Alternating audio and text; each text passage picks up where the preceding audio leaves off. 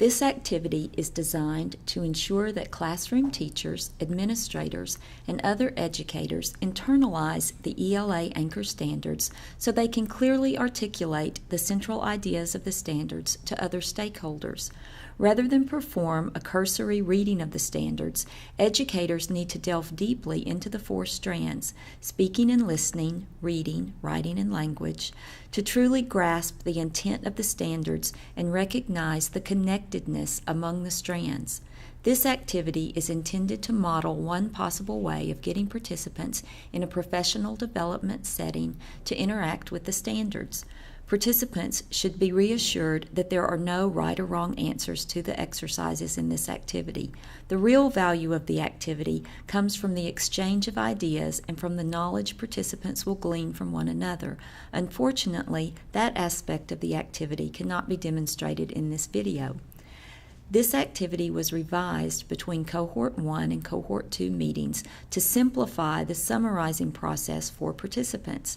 Cohort 1 members viewing this video may wish to access the modified materials from the Park portal found under Meeting 1 Materials and Resources for ELA. The activity begins on page 5 of Meeting 1 Materials. A link to a slide presentation created using Prezi.com may be accessed on the Park portal under Meeting 1 Trainer Notes. The Prezi demonstrates the thinking process participants will use as they write summary and justification statements about the standards. We have modeled the steps in the activity using the anchor standards for speaking and listening, which are divided into 2 categories: comprehension and collaboration, and presentation of knowledge and ideas.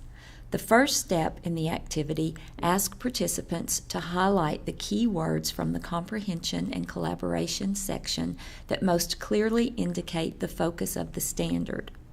We have highlighted in red the words and phrases that we feel reflect the focus of the standard: conversations and collaborations, articulate their own ideas, build on others' contributions. You will want to ask participants to discuss the implications of the words they highlight, like diverse media formats, and visually, quantitatively, and orally. Participants may wish to highlight more words or fewer words than modeled in the Prezi.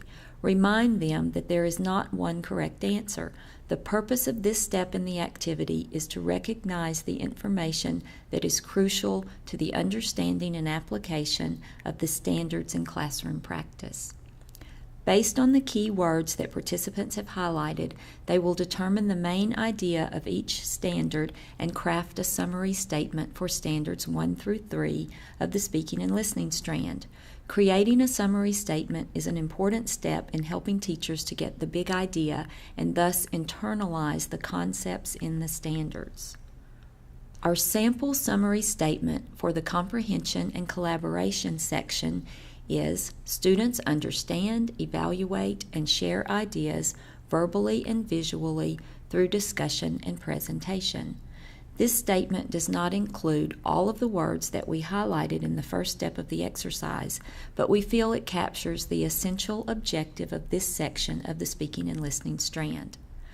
The remainder of the Prezi demonstrates for participants the same process for the second section of the speaking and listening standards, presentation of knowledge and ideas.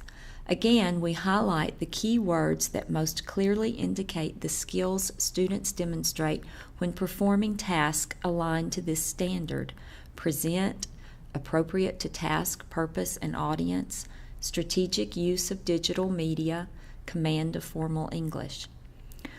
We have again written a model summary statement. Students share researched and organized ideas orally and visually using appropriate strategies, evidence, and language. The next step is to combine the 2 summary statements. The speaking and listening strand of the Common Core State Standards requires students to develop oral and visual communication skills. Students understand, evaluate, and share ideas verbally and visually through discussion and presentation. They must also demonstrate appropriate strategies and language to accomplish their purpose. Because we want to view the standards as a vital tool to guide classroom instruction rather than a cumbersome checklist, we have included one more step in this activity.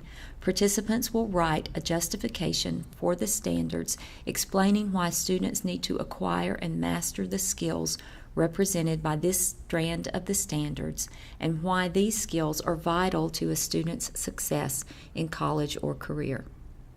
Once a trainer has modeled the process of highlighting, summarizing, and writing a justification, it will be the participants' turn to work through the remaining reading, writing, and language strands. Rather than asking participants to complete the process for all of the remaining standards, you may wish to have them work in small groups. On the portal is a template for making laminated colored cards that can be randomly distributed to participants. After all participants have received a card, they are asked to find others in the room with the same color card.